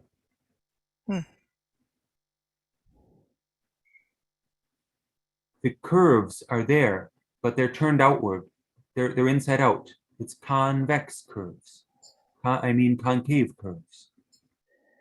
Here, Only in the large structure, they're not in the windows and things. Those aren't curves. They're straight lines creating arches. The windows are not by Rudolf Steiner. Most of this building is invented by other people. Let me see if I have a picture of his sketch. So they changed some of the design in it as it was built after he passed. Is that right? They changed certain things, but they also completed many things because he didn't leave much. Look, there's his model. Again, what with his typical technique of sculpting it by hand, not constructing it graphically. Mm. It's molded plasticine. It has perhaps been deformed a little over the years, but you see the basic shapes. Mm. But here you can see those windows are not indicated. There is an opening where a window would be, but its exact shape is ambiguous. Mm. Here you see their curves, but the curves are inside out. However, because they're inside out, there are all kinds of angles and points too. Yes. Sharp edges, which of course has a more of a quality of antipathy. Mm. We could say, whereas the first building radiated love into the surroundings, this building stands facing west with a stern challenge to humanity, especially to the West, even with a severity. Also, the choice of material. Why is this sideways? Because I just did that. The choice of material is also different. The concrete obviously has a different quality. This was back in the days Right. when molded concrete was a new technique. Here you see the external staircase. You enter here and you go up here and you end up on the terrace without ever going inside. This is the internal staircase here in the first Goetheanum. That corresponds to the external. So you see the whole thing's turned inside out.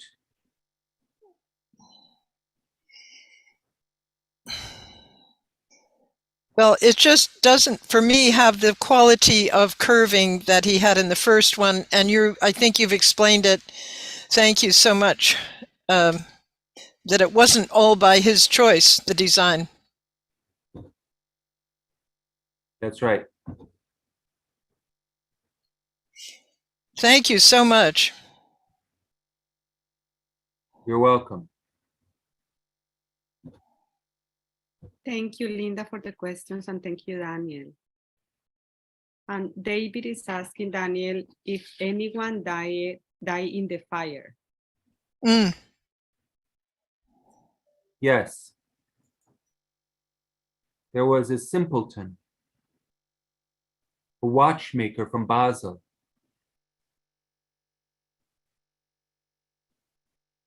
His name was Ott, which is what almost all Swiss people are named. And he was a member of the Anthroposophical Society. Some people have said that he would have set the fire, but it doesn't seem that plausible to me. He was seen helping to extinguish the fire. They had a bucket brigade at a certain point before they completely relinquished their efforts. And then he must have wandered in and into the stage space during the fire. That is, everyone had been evacuated for a long time. They were only trying to control the fire from the outside. And this man who had some kind of a developmental handicap, he strayed into the midst of the fire. And he died there. And his remains were found. He must have been standing where the stage was. And then when the stage collapsed, he fell downward. And he was right on top of the foundation stone.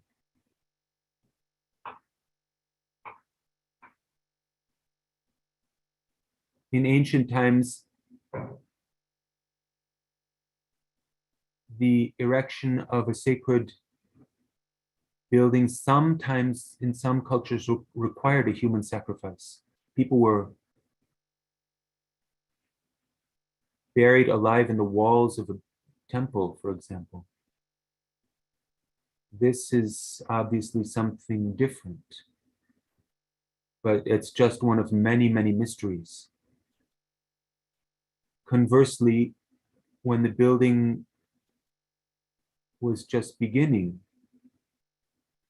a child died. Not in the building, but nearby. Theo Feiss was his name. And Rudolf Steiner said this child's soul and his unused forces are a sacrifice which enters into the work of our building. There was a likeness of Theo woven into one of the paintings on the ceiling of the Goetheanum as well. So there's a child who dies at the beginning and a man who dies at the end of the building, both of them innocent souls. Here, just to complete the discussion, Linda, you see it's indeed very square at the back. And all that we have, according to Rudolf Steiner's suggestions, points to the notion that he conceived this eastern facade behind the stage space as being entirely without windows, quite severe and monumental. And people, it was built originally without them, and people couldn't endure it, and so they got a diamond saw and cut the concrete away and made some windows, which costs a little something.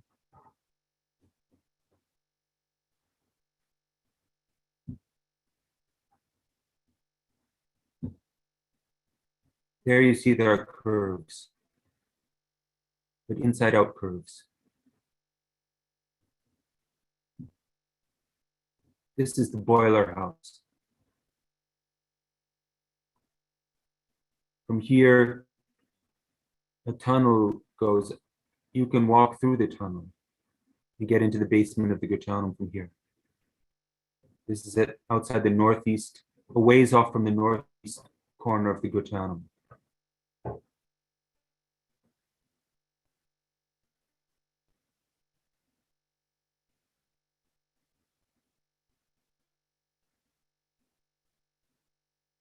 Thank you, Daniel. And I have a question, Daniel. The Anne-Marie Dale, she say, it looks to me like the foundation stone is laid under the larynx will be if the Goetheanum is a human being laid out on the land. Sorry, it's where the larynx will be. But my question is, where is located the foundation stone?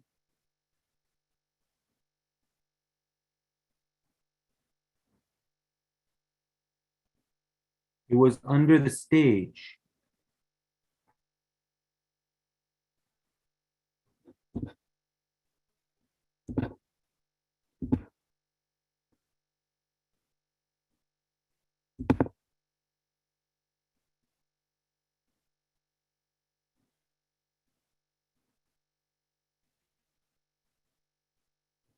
Here. This is where the foundation stone is. Where I'm pointing, you see that?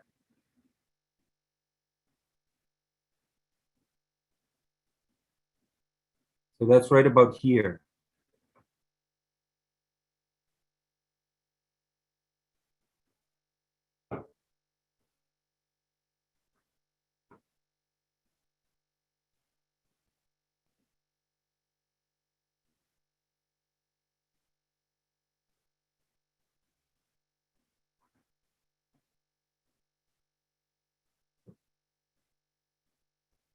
All right. All right. Sorry, Danny, go ahead. Did we cover the main things? Yes, Sandra Well is asking a question. I'm going to unmute Sandra. Unmute you, and then you can ask the question.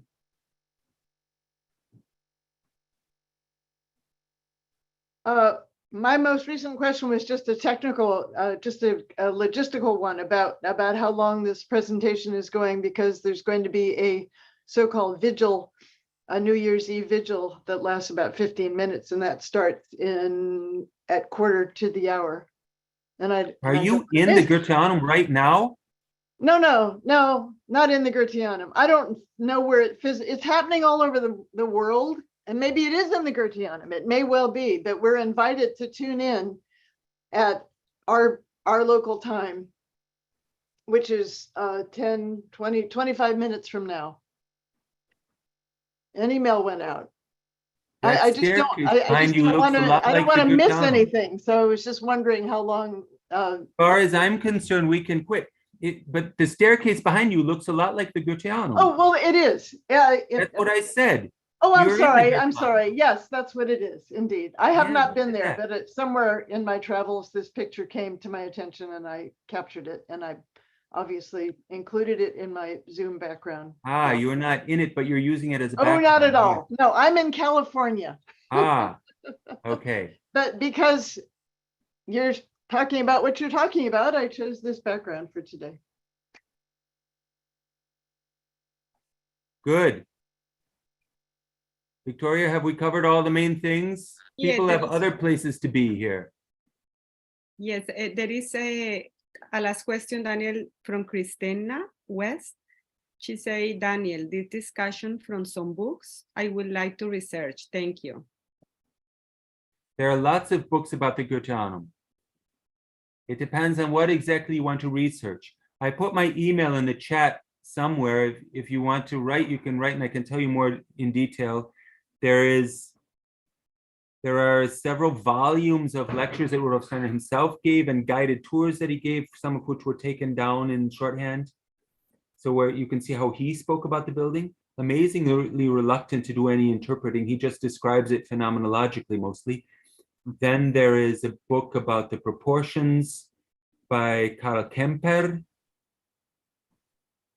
I think it's been translated. Then there's a book by Hilde Raske about the paintings. That's been translated. It's called The Language of Color on the ceilings of the first Goetheanum. But there are lots and lots of other books too, really a lot. And many of them are quite good. It's a rich world.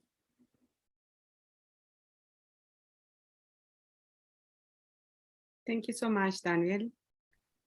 I think Linda is asking, raising their hands again, Linda. And I think then we can close. Could I mention one thing very briefly? In the photo, Daniel, that you showed of, I think they call it the glass house now, the one still there, right? For electricity. Next to it is a structure still there that has the quality of the first Goetheanum for me, with the two domes and the wood. It was in that photo you showed. That one is called the Glass House. Right, and it's worth seeing to have just a hint of the quality, don't you think, of the first Goetheanum, the way it's still there, with the domes and the materials of that time. Definitely worth seeing. Yeah, it was so beautiful to just see it in that little quick photo. It's a building that was built just to make the windows. Ah, That's why it's called the Glass House. There you see it. Yes, I You see mean, that I think the windows have the shape and size of the triptychs. Obviously, just- these floors that were pulled in between are a later mutilation. Originally, this was all one big room in here. Mm. And because people didn't understand what to do, they put a story in between. So now there are two different stories there. But originally, this was one big room, and that's obviously what it should have been. And there are several looking in different directions. Depending on the sunlight, you can carve different windows there. and it's still the existing. That's what's so wonderful too. Yes. Most of Rudolf Steiner's buildings still exist. He designed quite a few. But The this only has ones the that were domes. destroyed are the Goetheanum and the Eurythmy School, which was destroyed by bombing in Stuttgart. But there are photographs. Eurythmy School? Yes. Where? Eurythmy School in Stuttgart. Oh. Huh. Then thank you so much, Daniel. I really appreciate your time and all that you shared with us tonight. And thank you everyone for being here. Thank you, Victoria, for organizing it. I will open all the microphones if someone wants to say goodbye to you. Yes, people can unmute. and Thank say- you very much. Thank you. Thank you, Daniel. You're Thank very you. welcome. Yes. Bye, Ted. you. Thank you. Happy New Year. Thank you, All the Daniel. best. Greetings from Tucson. Thank Here. you. Thank you, Bye, Timon. Daniel. Very much. Peace Thank and you. prosperity to Bye. everyone. So and enlightening. prosperity. Thank you so much, Daniel. Thank you. Hello, Daniel. I'd like to make a question, please. Oh, really? The final question. I'm William from Brazil. Hello, And William. I'd like, yes, I thank you very much for beautiful speech. So, thank you very much. I'd like to ask you, what is the conceptual link between the Goetheanum and the third model of Solomon's temple in Israel? No, we already asked that. Let's not end on that one. Say goodbye. It's a good question, but I'm not quite sure. There's a prophecy of a future building. These things are imaginations of the transformation of the bodily nature of humanity. So there must be some kind of relationship, but I don't have the details present in my mind with that third temple.